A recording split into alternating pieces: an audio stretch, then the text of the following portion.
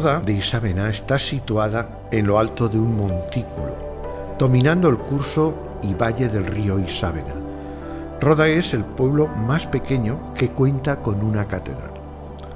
Todo este territorio pertenecía al Pagus Ripacuciense, dentro de la marca hispánica que había creado Carlomagno.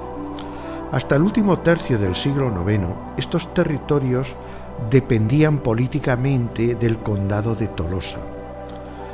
Ramón I, miembro de la casa condal, aprovechó los problemas surgidos en la misma casa y se independiza en el año 872.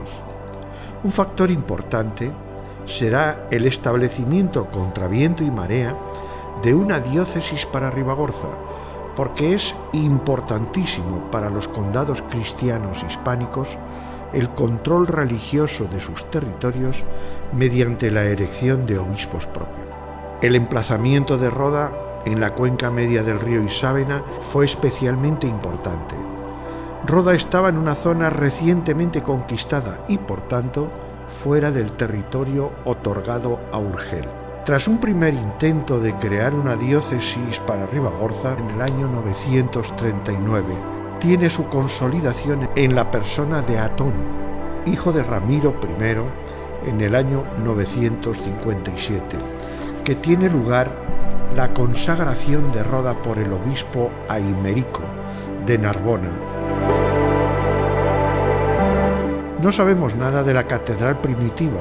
Con la llegada de Guillermo Isárnez se inician las obras de la construcción de la nueva iglesia provisional, de la que solo sabemos que fue consagrada en el 1018, bajo las advocaciones de Santa María, San Clemente y San Esteban, y no San Vicente, que era su antiguo patrón, debido a que paralelamente se abordó la construcción de una nueva catedral. Esta nueva catedral contó con maestros lombardos. Iniciamos nuestro recorrido por la portada. La portada sur está protegida por un porche del siglo XVIII y al que se accede por una escalinata. La portada dispone de un arco de medio punto abocinado, compuesto por 6 arquivoltas carentes de decoración y rematadas por un trasdós adornado por puntas de diamante. Se apean sobre impostas decoradas con elementos vegetales, sustentados por 6 columnas en cuyos capiteles se despliega un programa historiado. Se disponen sobre 2 tipos de soporte: los capiteles, que rematan las columnas, y los voceles, alojados en las escocias, de menor tamaño. La portada se cierra con una puerta decorada con lacería mudéjar, reforzada por herrajes originales. En nuestra trayectoria, a nuestra izquierda, aparece el primer capitel sobre un vocel. Todavía se discute hoy el significado de dicho capitel.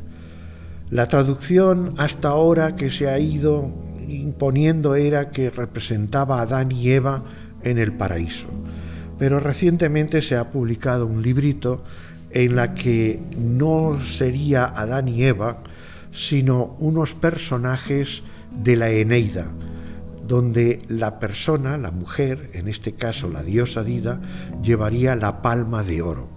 No sabemos, son todo teorías. Lo más lógico es que correspondiese a la primera fase de la Biblia, de Adán y Eva.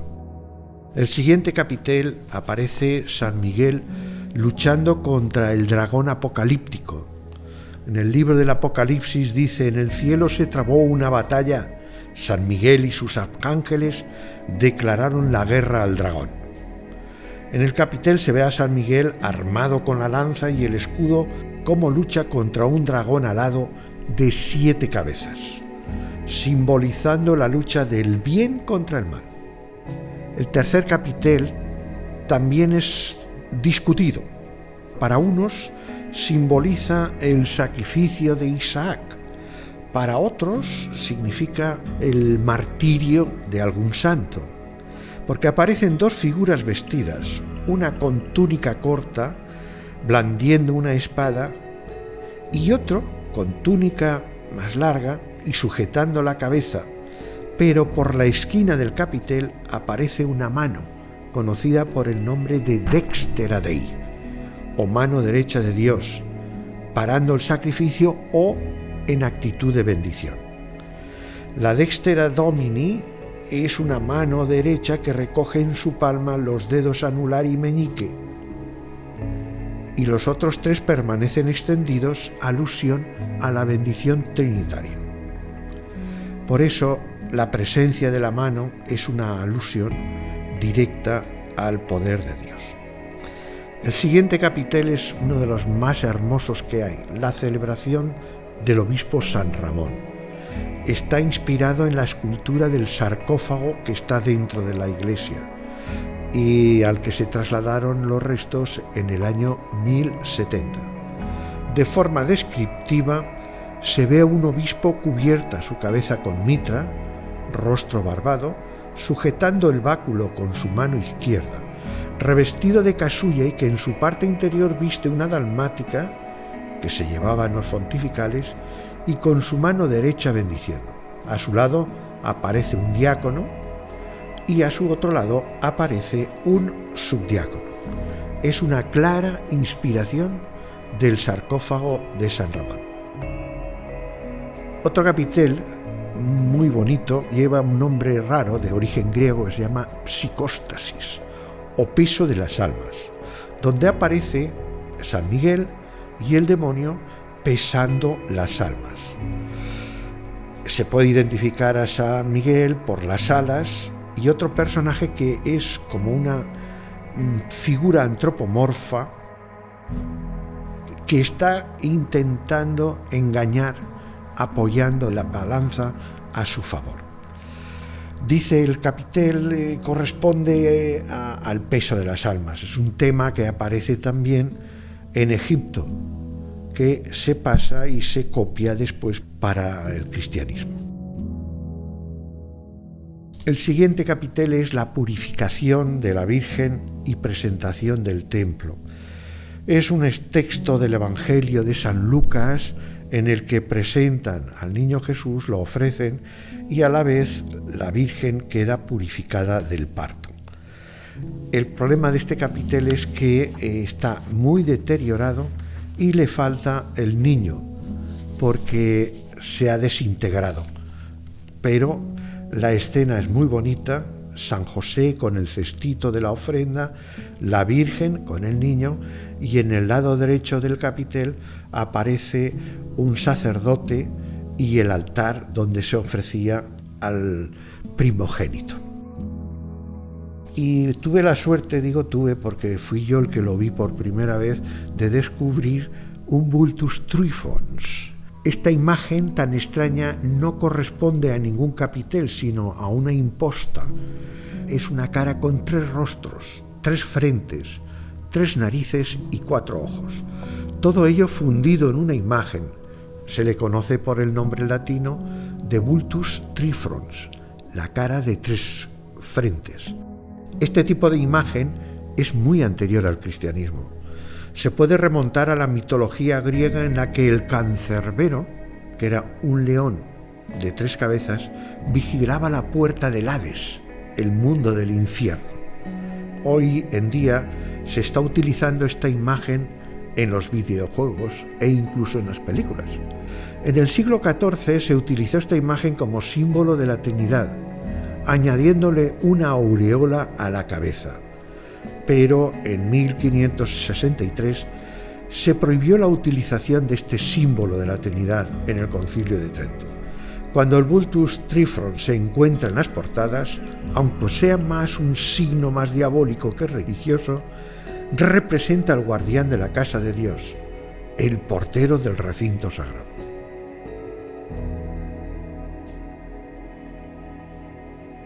Pasamos al lado derecho, que constituye el tema de la salvación. El primero que encontramos es la Anunciación, donde se inicia la salvación, y también basado en el Evangelio de San Lucas, donde el arcángel San Gabriel anuncia a María que va a ser la madre de Cristo. El siguiente es la Natividad. Con este capitel da un salto en el tiempo, pues cronológicamente tiene que estar antes la Visitación.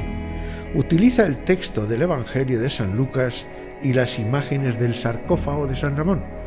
Divide el capitel en dos caras. En la primera aparece la Virgen María recostada en una cama, reposando su cabeza sobre su mano derecha en la parte superior y colocado en un pesebre y envuelto en fajas de tela, como en vendas que le calientan, siguiendo la tradición, una mula y un buey.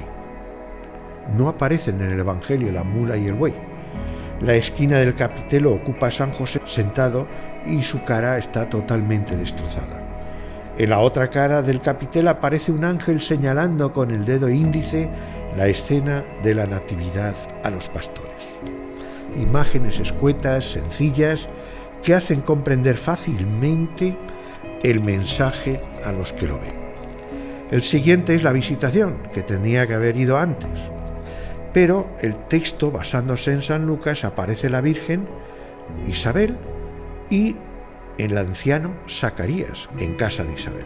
El texto de San Lucas narra que María fue a visitar a su pariente Isabel en la casa de Zacarías, esposo de Isabel.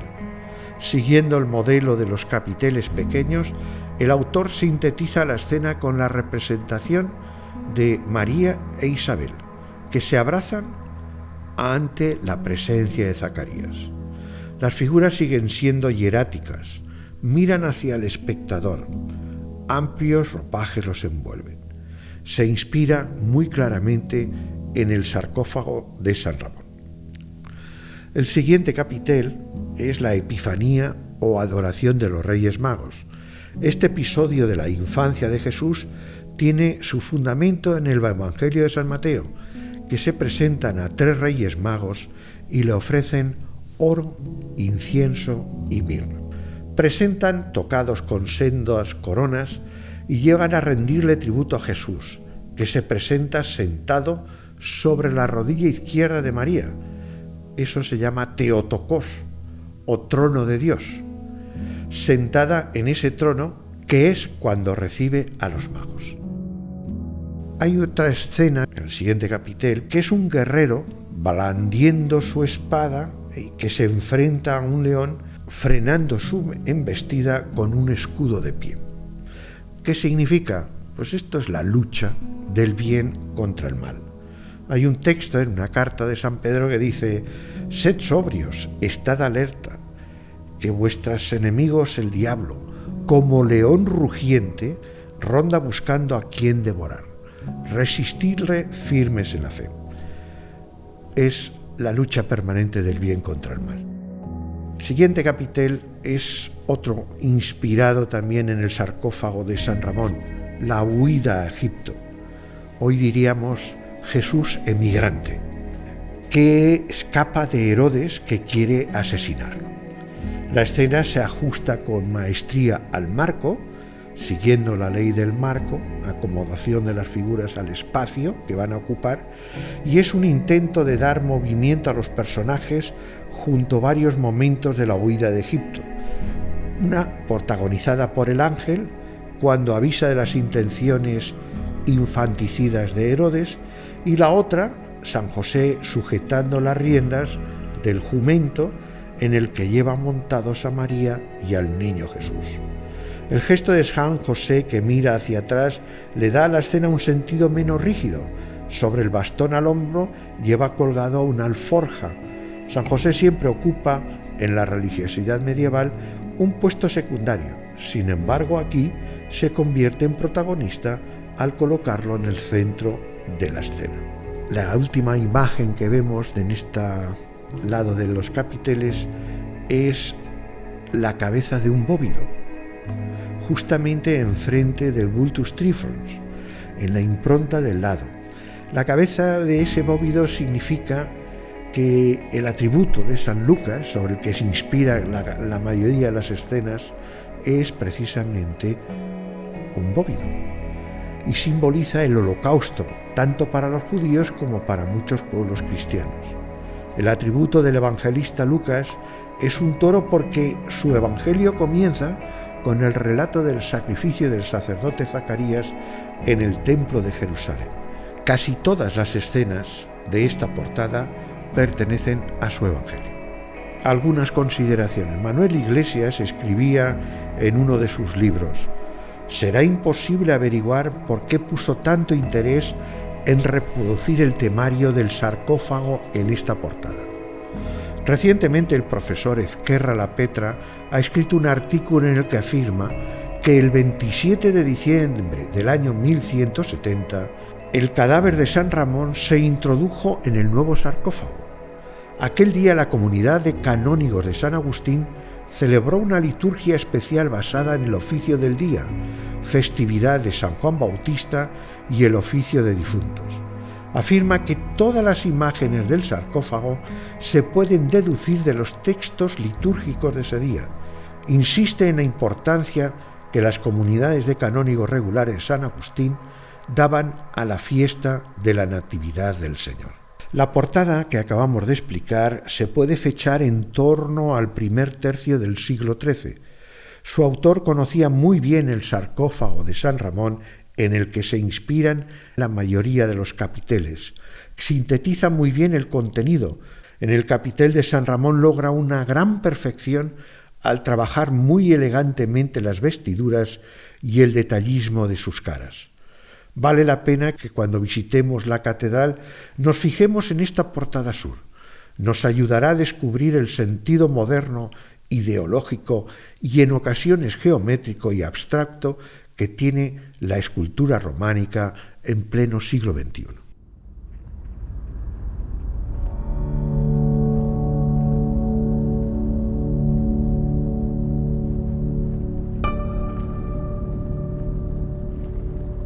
El interior de la catedral es de planta basilical de 3 naves que terminan en 3 ábsides semicirculares orientados, como siempre en el románico, hacia el este, hacia donde sale el sol.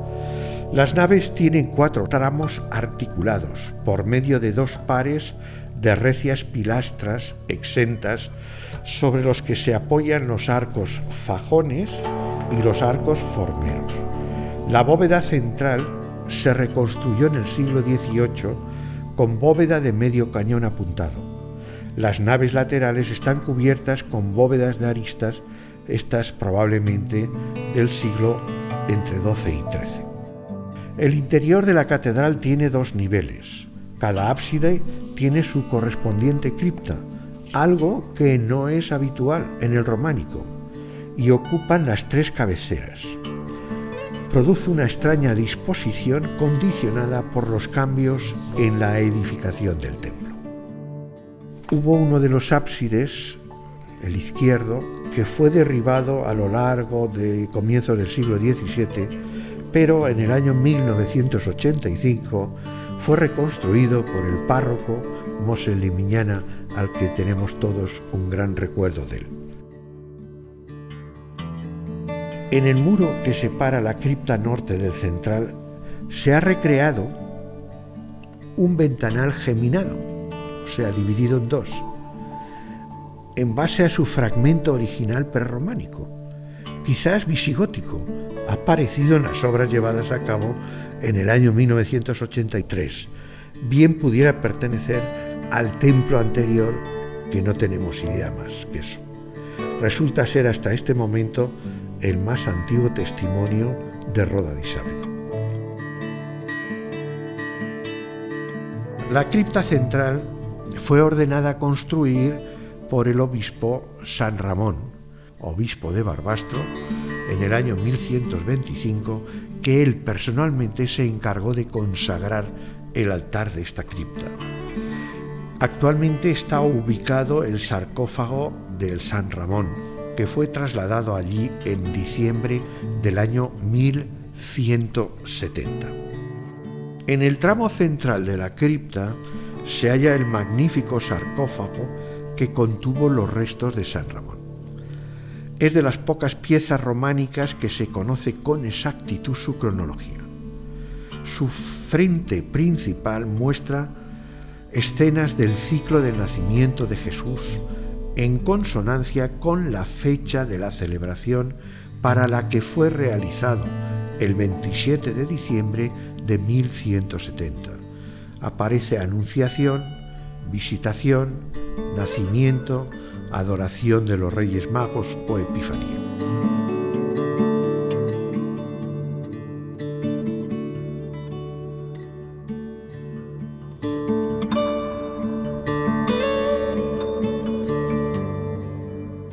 Y en los laterales, San Ramón acompañado por un diácono y un subdiácono, y en el otro lado se representa la huida a Egipto. Se conserva todavía unos restos de pequeña policromía.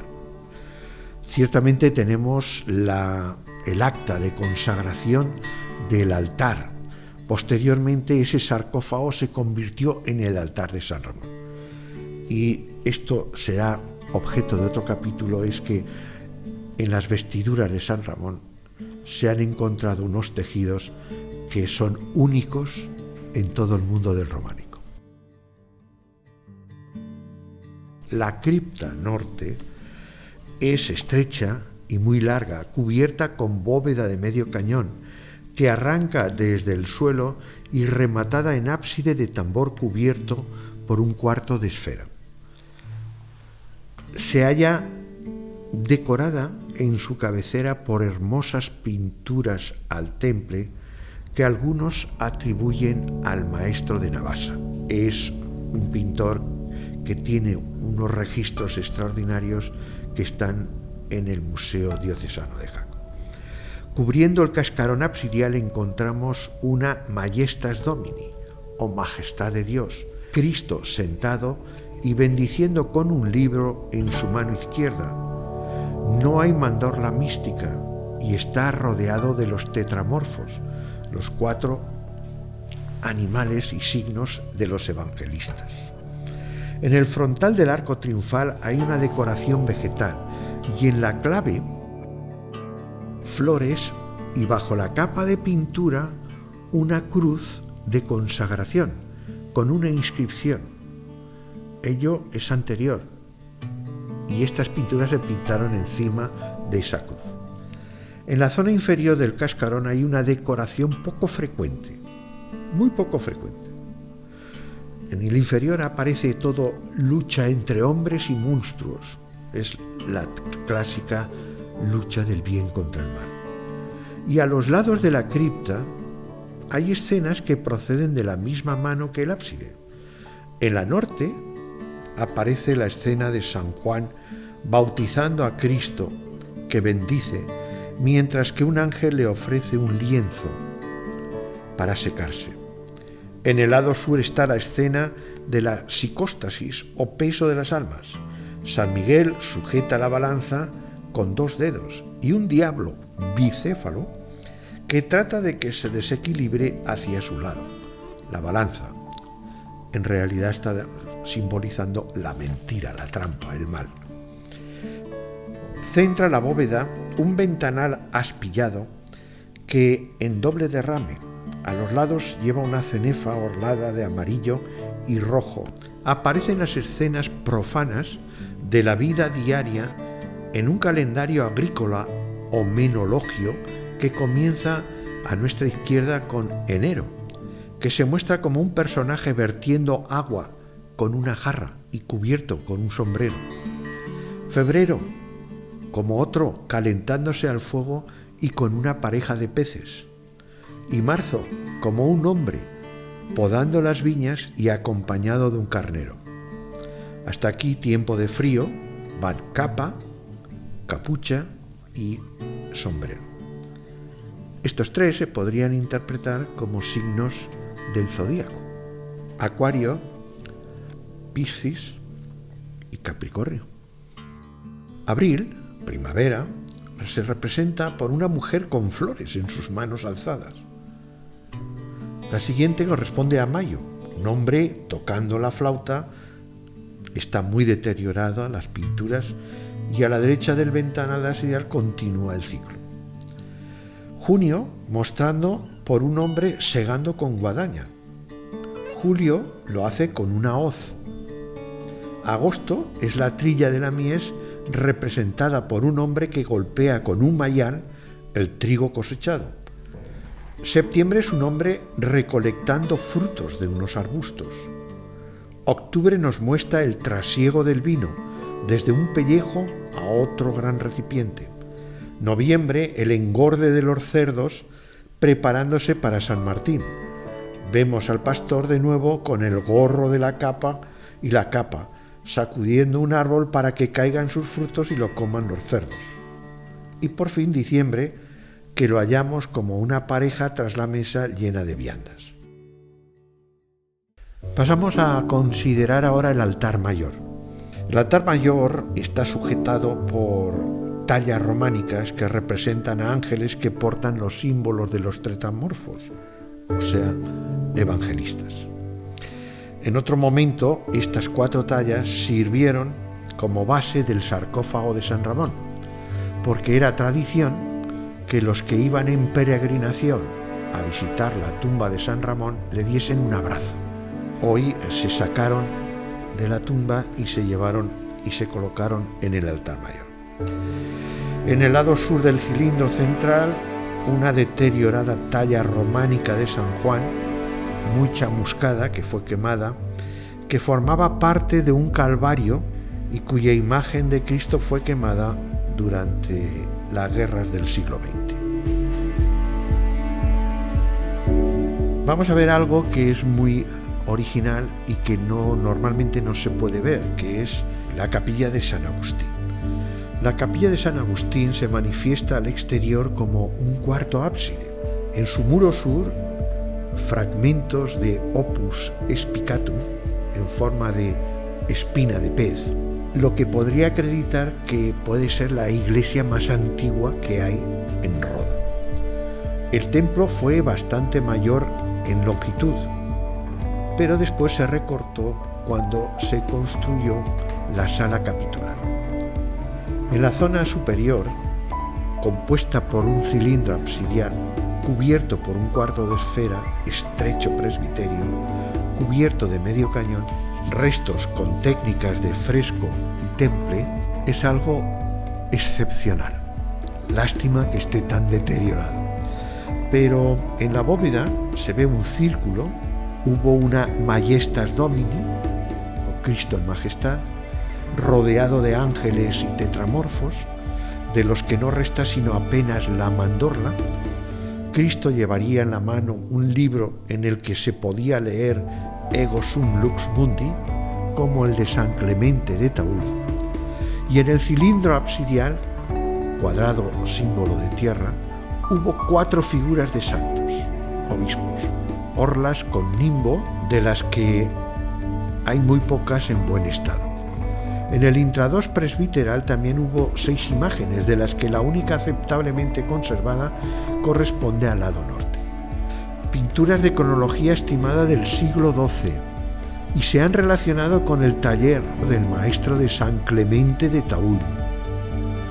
En la restauración que tuvo lugar en el año 2005, han sido eliminados retoques añadidos de la restauración que se había hecho en el 1980. No es accesible por la conservación de las pinturas. Algunos consideran que esta capilla pertenecía al hospital, pero que al hacer la sala capitular hubo que reducirlo.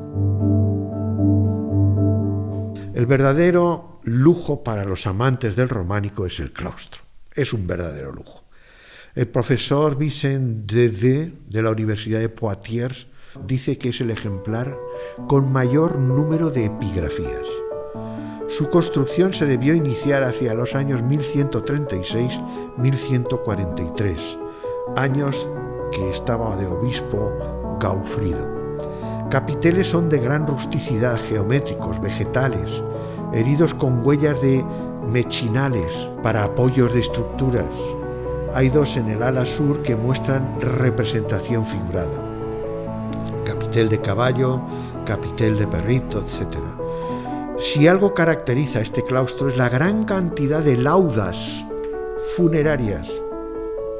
Enríquez de Salamanca cuenta 191 epígrafes funerarios que datan del 1143, el más antiguo, hasta el siglo XV, el más moderno. Las encontramos en los intrados de los arcos, en ábacos, en capiteles, en muros. Hay una lauda funeraria que merece una diferenciada atención. En el intrados del segundo arco de la izquierda de acceso a la sala capitular. Al texto propio acompaña epigrafiada la palabra Lucifer y Hesperius, con sendas representaciones de estrellas de 6 puntas. Hacen referencia a los 2 momentos de Venus, el alba, el que transporta la luz, y el ocaso, vespertina. El que transporta la luz es Lucifer y vespertina, Hesperus. Refuerza la simbología sendas estrellas de 6 puntas a modo de flores inscritas en círculo, símbolo del ciclo muerte-resurrección. Sobre las arcadas del mismo corre una imposta decorada de ajedrezado jaqués. Adosada al muro este del claustro se halla la sala capitular, precedida de 5 bellas arcadas.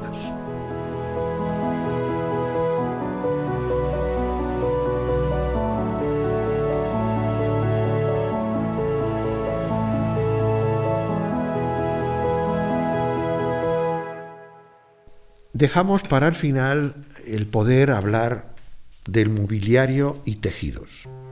A los pies de la nave sur se encuentran ubicados los denominados objetos de San Ramón: silla de tijera o faldistorio, fragmentada tras su robo por Eric el Belga, sandalias, guante, mitra. También se guardan en el templo fragmentos decorativos del sudario con curiosos motivos ornamentales que han sido estudiados recientemente y que nos han hecho descubrir una nueva historia de Roda, y que en algún otro capítulo lo veremos. Y en un pequeño expositor en la nave norte se halla una alargada tira finamente decorada que adorna el sudario del Santo Obispo. Según reza la etiqueta identificativa, anónimo del siglo X-XI, lino de fondo con ligamento de tafetán y seda para la cenefa, tafetán de lino y punto de tapiz. Es de una anchura de unos 23 centímetros. Junto a todo esto vale la pena que recordemos que Roda tiene un mobiliario, lo que puede mantener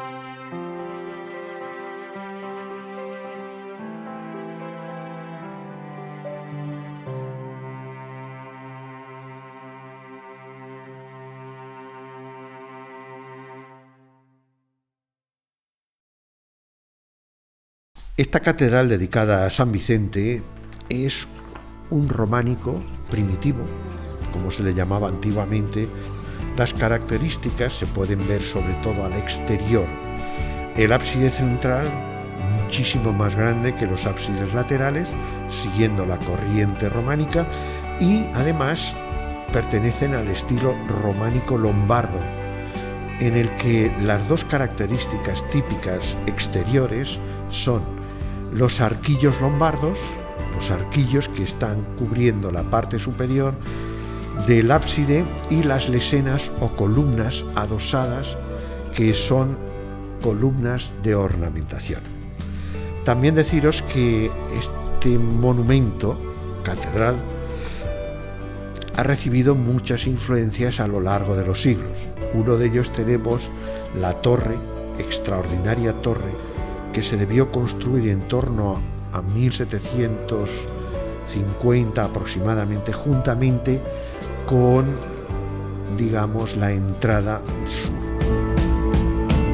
Deciros que vale la pena que vayamos a verlo. Es un centro artístico de los más ricos de Aragón, y sobre todo disfrutemos de lo que significa el románico lombardo y, cómo no, una catedral en uno de los pueblos pequeños de España.